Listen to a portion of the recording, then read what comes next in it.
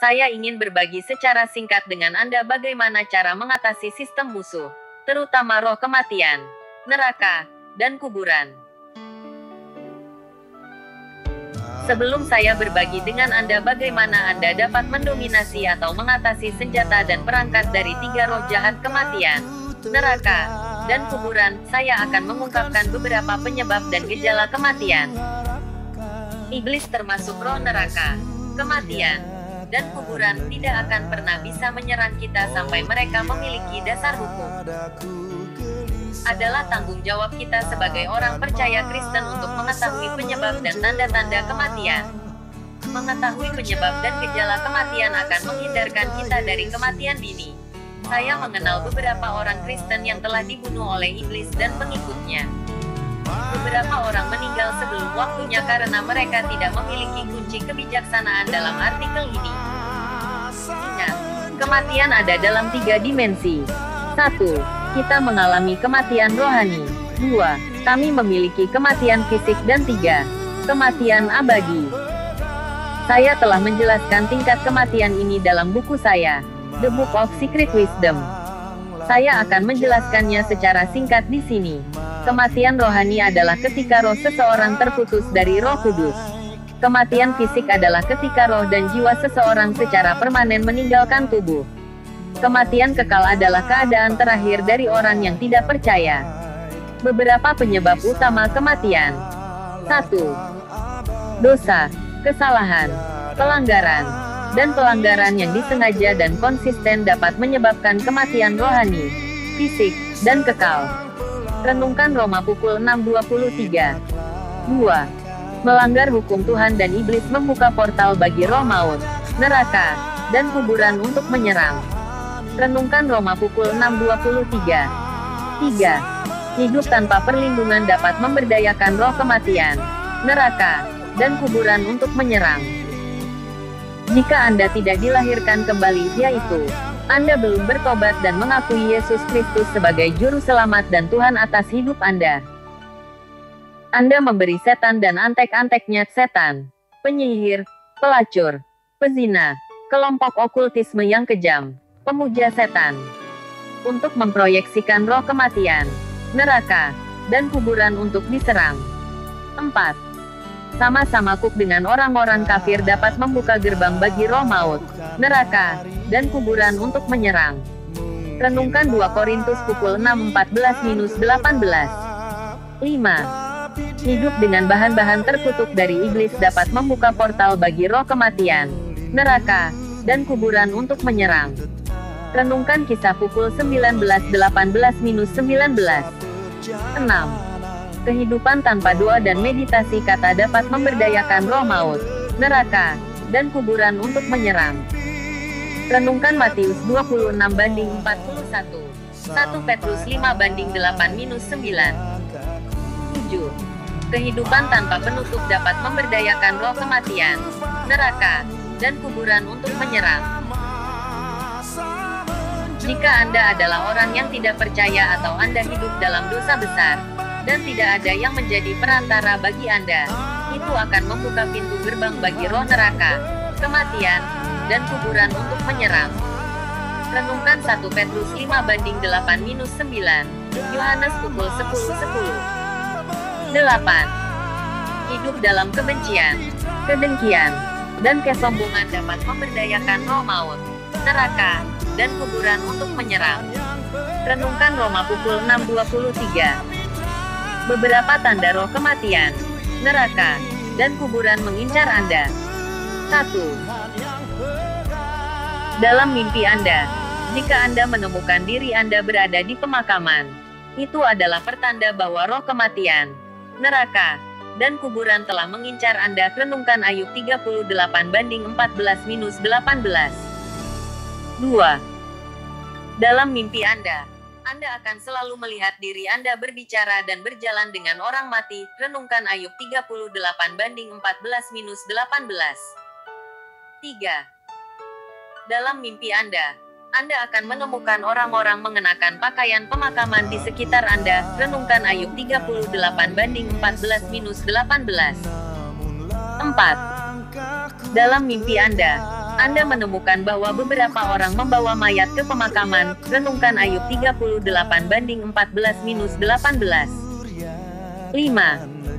Dalam mimpi Anda menemukan diri Anda berada di kamar mayat. Renungkan Ayub 38:14-18. 6. Dalam mimpi Anda akan melihat diri Anda terjebak dalam lubang. Renungkan Ayub 38:14-18. 7. Dalam mimpi jika Anda selalu melihat diri Anda tidur, itu berarti roh kematian telah mengincar Anda. Renungkan Ayub 38:14-18. 8. Dalam mimpi jika Anda selalu berada di lingkungan yang gelap, Anda berada dalam bahaya besar. Renungkan Ayub 38:14-18. 9. Dalam mimpi Anda melihat diri Anda diserang oleh manusia atau hewan. Renungkan Ayub 38:14-18. 10. Dalam mimpi Anda mendapati diri Anda dirantai di kuburan. Renungkan Ayub 38:14-18. 11. Dalam mimpi Anda mendapati diri Anda terlibat dalam kecelakaan. Renungkan Ayub 38:14-18. 12.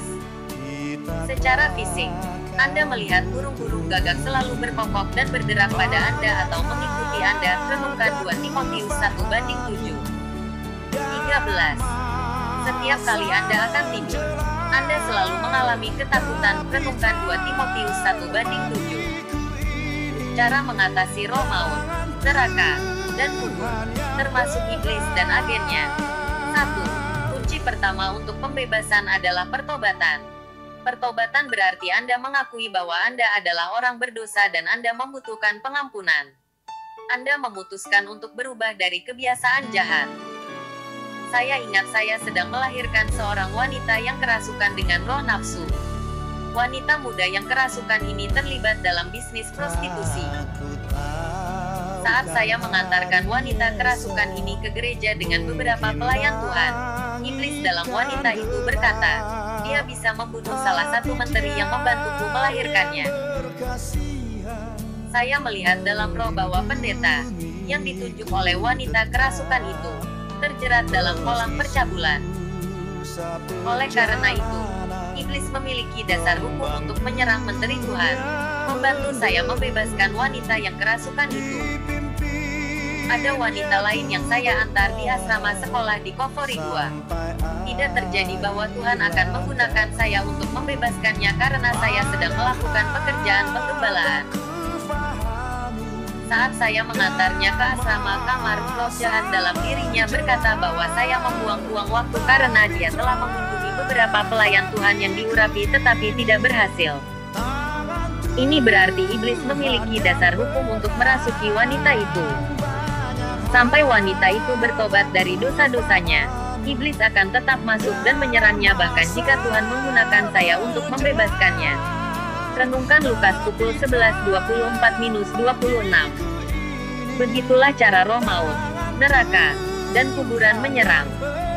Sampai Anda bertobat dari kebiasaan yang membuka portal bagi mereka, Anda memberi mereka izin spiritual untuk menyerang. Pertobatan adalah kunci pertama untuk mengalahkan roh maut. 2. Kunci penting kedua untuk mengatasi roh maut adalah mengakui bahwa Anda adalah orang berdosa. Anda membutuhkan keselamatan, dan hanya Yesus Kristus yang dapat membebaskan Anda dari iblis termasuk roh maut, neraka, dan kuburan. Renungkan Yohanes pukul 8:36. Yesus Kristus memiliki kuasa atas setiap kuasa di bumi dan di alam rohani. Hidup di bawah ketuhanan Yesus Kristus melindungi Anda jika Anda berjalan dan hidup dalam roh. Renungkan Filipi 2:1-11. Kolose pukul 1:16. 3. Kunci ketiga untuk mengatasi roh maut adalah dengan melakukan pembebasan diri atau mencari pembebasan dari hamba Tuhan yang dipilih, diurapi, dan dipanggil. 4. Kunci keempat untuk mengatasi roh maut, neraka, dan kuburan adalah dengan menghancurkan semua bahan terkutuk yang membuka portal bagi setan jahat ini untuk mengakses hidup Anda. Renungkan Kisah pukul 19:18-19. 5. Kunci kelima untuk mengatasi roh maut adalah memutuskan hubungan dengan orang-orang berdosa yang tidak bertobat yang menuntun Anda ke jalan ke-8. Renungkan 2 Korintus pukul 6:14-18. 6. Kunci ke-6 mengatasi roh maut dengan berpuasa dan berdoa. Puasa dan doa melepaskan rahmat Allah. Puasa dengan doa dapat mematahkan semua senjata musuh. Renungkan Yesaya 58:6. 7. Kunci ke-7 untuk mengatasi roh kematian adalah membangun kehidupan doa yang konsisten. Jika Anda membangun kehidupan doa, itu membangun semangat Anda dan membantu Anda mengatasi perangkap musuh. Renungkan Matius 26:41. 1 Tesalonika pukul 5:17. 8. Kunci ke-8 untuk mengatasi roh maut adalah dengan memberi makan dan memperbaharui jiwa Anda dengan firman Holy Bible. Sampai jiwa Anda diperbarui, Anda masih menjadi korban musuh. Ketika jiwa Anda penuh dengan firman Tuhan, Anda telah memenangkan pertempuran pikiran. Renungkan 2 Korintus 10:4-6. 9. Berdoa, menetapkan, dan menegakkan janji-janji Allah tentang roh maut. Ketika Anda menegakkan janji-janji Tuhan melalui lidah Anda mengaktifkan para malaikat Tuhan untuk berperang bagi Anda. Renungkan Yeremia 33:3. 10. Hidup dalam kekudusan Yesus Kristus. Hidup dalam kekudusan Yesus Kristus secara otomatis mengaktifkan para malaikat Allah untuk melindungi Anda dari bahaya yang akan datang. Renungkan Mazmur 34:7. 11. Bangun suasana yang kuat di yurisdiksi Anda, kamar, kantor, dan tempat tinggal. Semakin banyak Anda memainkan lagu-lagu Kristen yang diurapi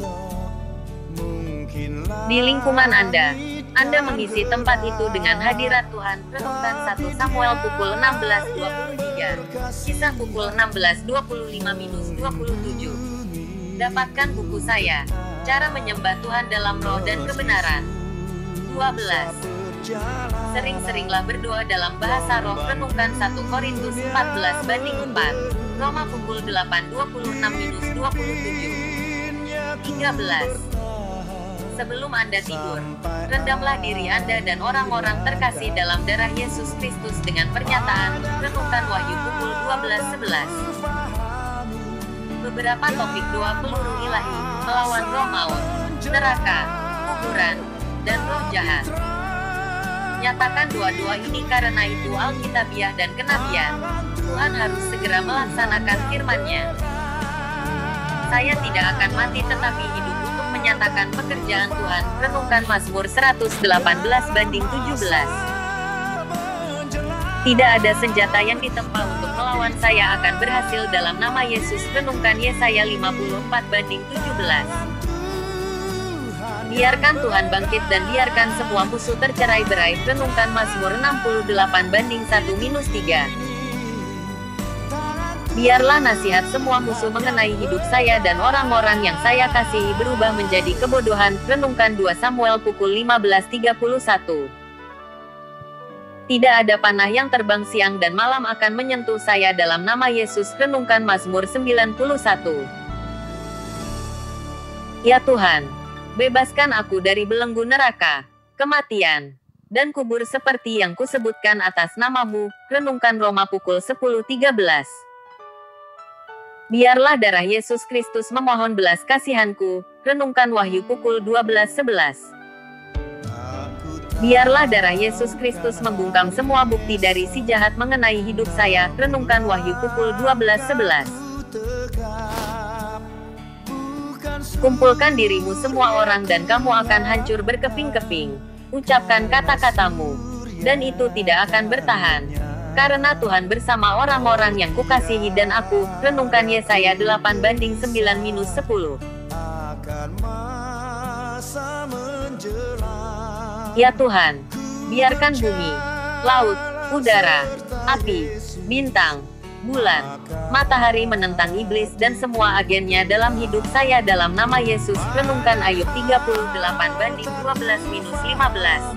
Yeremia pukul 22:29-30.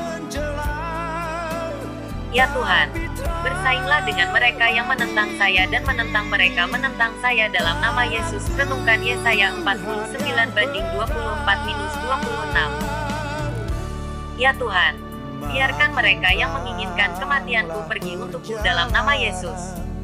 Renungkan Yesaya 49-24-26.